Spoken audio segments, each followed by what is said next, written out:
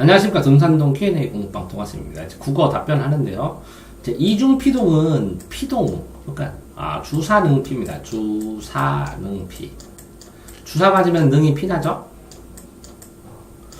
자, 주동 반대가 사동이고 능동 반대가 피동입니다. 근데 주동하고 능동은 구분을 할 수가 없어서 사동과 피동만 시험에 나옵니다. 근데 사동은 하여금 사자라 사장님이 시키는 겁니다. 시키는 거. 그러니까 주어가 시키는 게 사동이고, 피동은 피나게 당하는 겁니다. 가해자는 때린 사람, 피해자는 피나게 당한 사람. 원고는 원고를 제출한 사람, 피고는 소송을 당한 사람입니다. 그래서 피동. 그런데 이 피동이 두 개로 이중으로 나온다는 거잖아요. 근데 이거를 질부를 했다면 일단은 피동을 전부 다 외웠어야 되는데 이걸 확인할 수가 없습니다. 또 하나는 이 피동을 할 때 이 서술어인 용언이 이 피가 나오면 형용이가 용언 피 서술어라고 하는데 형용사와 동사가 이다라는 조사, 서술격 조사에 의해서 다자, 이다를 통해서 서술어를 만드는데 이 용언이 활용을 하게 됩니다. 활용을 할 때 용언에 활용을 할 때 가장 기본적인 이 주동이나 능동인 기본 형태를 찾은 다음에 여기다가 피동 접사 아니면 사동 접사를 구분을 하고 이거를 다 찾아낼 수가 있어야 되거든요. 그렇기 때문에 이 섬세하게 이걸 분해하는 과정까지 배워야 되기 때문에 프린트를 드리겠습니다. 프린트를 보고 프린트에서 모르는 부분을 체크하신 다음에 다시 녹화를 하도록 하겠습니다. 됐나요? 자, 부리어 쓰다는 부리다, 부려먹다, 쓰다와 부리다가 두 개가 결합된 겁니다. 용언이. 그다음 부려먹다, 부리다 그러면 사용하다, 사람들을 이용하다 라는 이 얘기가 됩니다. 그래서 부리어 쓰다는 것은 어떤 사람들을 활용해서 써먹다, 일을 시키다 라는 의미가 있습니다. 됐나요? 자, 의인법은 비유법, 수사법을 보면 비유법, 변화법, 강조법이 있습니다. 그래서 비유법 종류, 변화법 종류, 강조법 종류가 있고 유튜브에 제가 비유법, 변화법, 강조법의 특징과 종류들은 다 녹화해 놨으니까 참고해서 찾아보시고 안 찾아보시더라도 의인법과 활용법은 해드리도록 하겠습니다. 의인법은 비유법에서 의자가 들어가면 의족, 의수, 의자나 유자가 들어가면 비유법입니다. 비유법의 원리는 A는 B와 형태나 느낌 아니면 특징이 같다 라는 느낌으로 되어 있습니다. 그래서 A가 사람이 아닌 것이 사람처럼 의사, 의족, 의치, 의수, 가짜로 만드는 것처럼 사람처럼 만들었다. 사람이 아닌 것을 사람처럼 만들었다는 의인법이라고 하니까 사람의 특징이 나와야 됩니다. 사람의 특징은 뭐냐면 희노애락, 감정을 희노애락을 표현하고 울고 웃다 라는 것들이 나타나든지 아니면 인간의 고유한 특성이 드러나줘야 됩니다. 그러면 여기는 인간이라고 그랬는데 인간이 아닌 것은 뭐냐? 인간이 아닌데 바위가 움직인다. 그런 걸 화류법이라고 합니다. 자, 화류법은 이것도 비유법의 일종인데 이 활자를 쓸 때 어떻게 쓰냐면 입구에다가 일천천을 쓰면 혀설이 됩니다. 말에서 1000개의 단어가 나오고 이게 물수가 있으면 살활, 활어야 때 활이 됩니다. 그래서 움직이지 못하는 무생물을 생물로 만들었을 때 생물처럼 했을 때 생물은 분명 인간도 있지만 동물도 있습니다. 동물. 살아있는 것처럼 움직임을 주었을 때는 화류법이라고 합니다. 따라서 의인법과 화류법이 이렇게 겹쳐서 드러날 수도 있고 그죠? 인간인데 인간이 아닌데 그죠? 달이 달린다 했을 때 의인법이라 할 수 없다는 것이죠. 동물도 달릴 수 있기 때문에. 자, 그러면 이렇게 화류법하고 의인법 했을 때 이것은 무생물일기 생물로 되었을 때만입니다. 무생물이 생물로. 그럼 의인법은 무엇인가 상관없습니다. 무조건 사람처럼 사람의 특성만 드러나면 됩니다. 또 여기다가 또 알으셔야 될 거는 A. 인간이 감정이 있습니다. 인간은 감정을 주관이라고 합니다. 그런데 여기에 B라는 물건이 있어요. 이 물건을 동물, 생물 다, 무생물, 생물을 다 표시합니다. 이거를 객관적 상관물이라고 합니다. 이 객관적 상관물의 감정이 이동, 인간의 감정이 이동하면 감정이입이라고 그러고 이걸 감정의 전이라고도 합니다.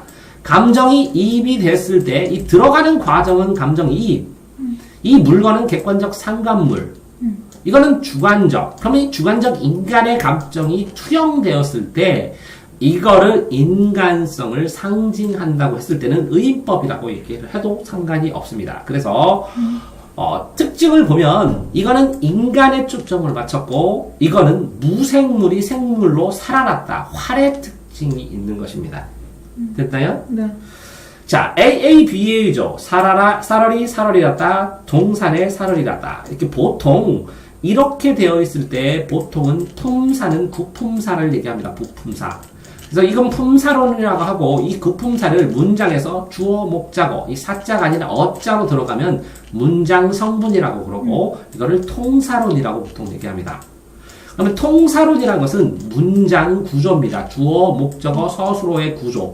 이렇게 했을 때 이거를 통사 구조의 반복이라고 합니다.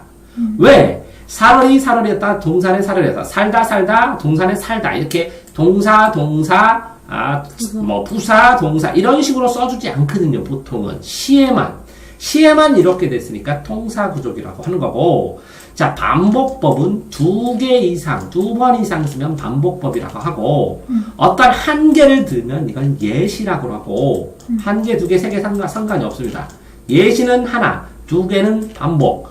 자, 어떤 것을 이렇게 쓰고 그거를 또 연결해서 또 쓰고 또 연결해서 두 번을 이렇게 쓰면 연쇄법이라고 하기도 하고 또 자, 연쇄법과 예시와 반복과 그죠? 자, 반복인데 어떤 거를 했을 때 이 구절이 주어 서술어고 주어 서술어 하면 대꾸고 대립된 구절이라 대꾸법. 자, 어떤 것을 차이점으로 하면 대조, 공통점 하면 비교라고 얘기를 합니다. 자, 그랬을 때 두 번 이상은 무조건 반복이 되는데 그럼 세 번 이상 하면 뭐가 되냐? 열거가 됩니다. 자, 차이점 다 했나요? 유사한 개념까지. 자, 역설법은 뭐와 비교를 하셔야 되냐면 역설법과 반어법을 비교를 하셔야 됩니다. 자, 반어법은 자, 하나를 보면 기본 기준으로 볼 때 문장 구조로 봤을 때 문장을 볼 때 이거는 정상적입니다. 반어법은. 자, 이거는 비정상입니다. 비정상은 뭐라고 하냐면 모순된 형용, 모순된 표현이라고 해요. 형용사가 아니라 모순 형용, 모순 표현. 자, 왜 모순 형용이라고 그러냐면 자, 뜨거운 얼음, 소리 없는 아우성처럼 단어든 문장이든 상황이든 모순된 상황을 표시하면 역설이라고 합니다. 이해됐나요? 자, 모순된 표현은 이 역자는 역겹다는 겁니다. 역겨운 말입니다. 역겨운 말은 무엇이냐? 모순된 형용인데 이것은 새 뜻이 됩니다. 새로운 뜻으로 한 차원 더 높은 뜻이 되는 것이고 이거는 반대 뜻이 됩니다. 반대 뜻. 자, 숙제를 안 해온 애한테 잘했다. 그럼 잘했다는 게 아니죠. 그러면 이걸 새 뜻인지 이것을 반대 뜻인지 그럼 어떻게 찾느냐?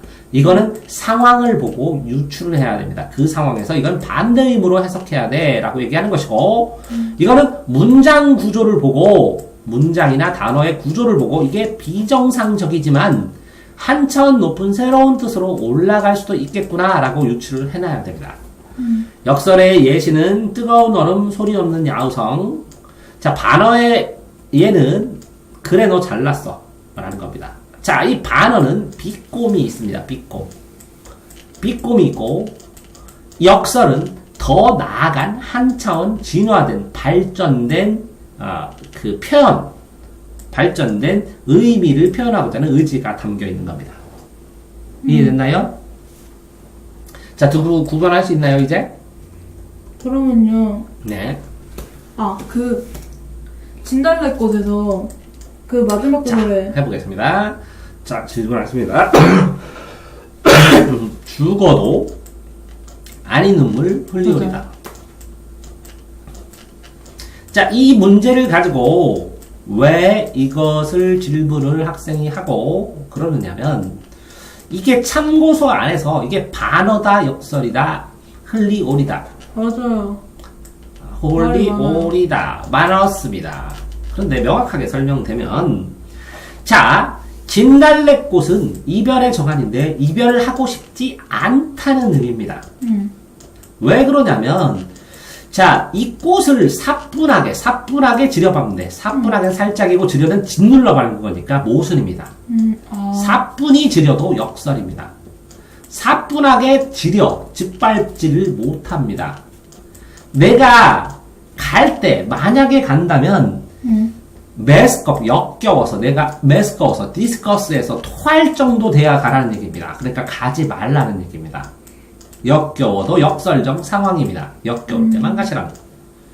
자, 그런데 자, 이렇게 가지 말라는 사람이 가면 눈물을 흘리죠? 그쵸. 근데 아니 눈물을 흘린다고 하니까 반어입니다. 왜? 사람이면 눈물이 당연히 나죠.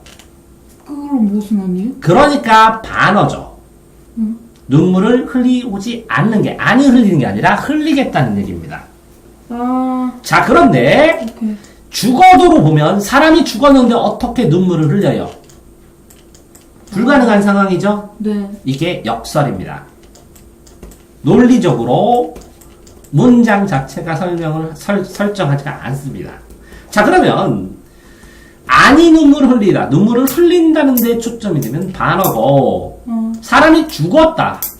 근데 눈물을 흘린다라는 상황. 절대 불가능한 상황이다. 라고 얘기했을 때는 역설입니다.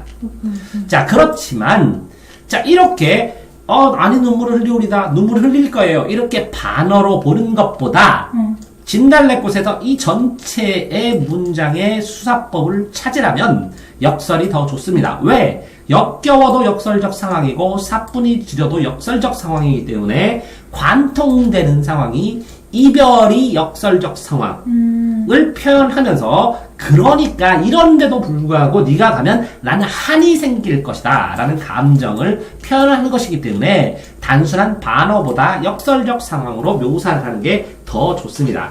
다만 선생님이 가르칠 때 반어로 가르치면 반어가 답이고 역설로 가르치면 역설이 답인데 내실에서 이렇게 반어로 가르치는 게 고전에 옛날에 나오다가 역설이라는 참고서에 해설이 나오고 둘 다 가능하다는 참고서도 나왔습니다. 됐나요? 자, 주지적은 주로 지성, 지혜를 얘기를 하는 거니까 지혜적, 지시적이니까 도시적이고 현대적인 글에서 많이 나옵니다. 예를 들면요? 자, 김광균의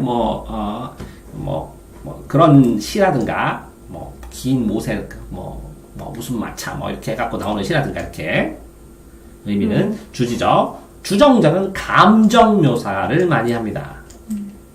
주의적인 의미를 많이 합니다. 의지, 뜻. 자, 그렇다면 어떤 게 주의적이고 어떤 게 주정적이고 이게 시마다 써 있습니다. 그래서 자기가 이런 뜻, 단어 외에 이런 것들이 나오면 제목 플러스 줄거리 플러스 특징에서 한두 줄로 요약해서 정리하면서 암기할 때 이거를 이 줄거리와 제목 특징을 보니까 이런 의미가 주정적이구나 이런 게 주지적이구나 하고 기억하실 수밖에 없습니다. 됐나요? 네. 자, 관조적이라는 것은 고3 애들이 가장 많이 역대 최고로 많이 아이들이 모른다고 물어보는 1등급 외에는 관찰합니다. 조명처럼 무대가 있으면 여기 의자에 주인공이 하나 사람이 이렇게 앉아있고 조명이 이렇게 내려비치면 여기서 말소리가 들립니다. 천장에서. 이건 뭐라고요? 내면을 바라보는 것이죠. 네, 속마음. 입은 안 벌렸는데 이해되나요? 다른 애가 검고 그런 것처럼 관찰한다, 조응한다, 조명한다. 자기의 내면의 객관적인 모습, 객관적인 자세에서 자신을 떨어뜨려서 이 내면을 바라보는 모습. 객관과 내면이라는 단어가 나오면 관조입니다. 이해됐나요? 자, 사색은 생각사, 생각색입니다. 그래서 관념, 사상, 사고, 이념, 생각, 사색, 사고, 관념, 관점 다 비슷한 단어로 쓰면서 생각이라는 뜻입니다. 다 됐나요? 자, 국어에서 이렇게 7가지 개념을 답변했습니다. 이런 식으로 써오시는데 이거를 예제까지 설명하면 예제까지 다 써줍니다. 다 설명합니다. 간단한 예제까지 써오시면 예제가 필요했는데 자, 이 예제가 필요해서 의인법, 활용법 예제 필요해요? 아니요, 저건 이해했어요. 이중 피동만 뽑아주면 되죠? 네. 더 자세히. 왜 그러냐면, 이중 피동을 이게 들어가는 문장 자체가 잘못된 문장인데, 잘못된 문장을 일부러 만들어서 외울 필요는 없잖아요. 잘못됐는데 그게 된 게 있고 잘못된다는 게 있더라고요. 그러니까 그 되는 것이 왜 되고 안 되는지 프린트에 써있는 이중 피동 전문적으로 설명된 거를 보셔야 된다고. 뽑아주세요. 아니, 지금 녹화를 끝낸 다음에 네. 뽑아야죠. 질문 없나요? 자, 이렇게 본인이 공부한 걸 이렇게 하루에 매번 50개를 뽑으면 대박. 보통 학생들이 하루 종일 해도 10개 정도 나옵니다. 과목마다. 매일 10개씩 하면 30일, 하면 40일 하면 몇 개죠? 400개죠. 400개면 그 중에서 40개는 내신에 뜹니다. 그렇게 개선되는 겁니다. 이해되셨나요? 네. 네, 수고하셨습니다.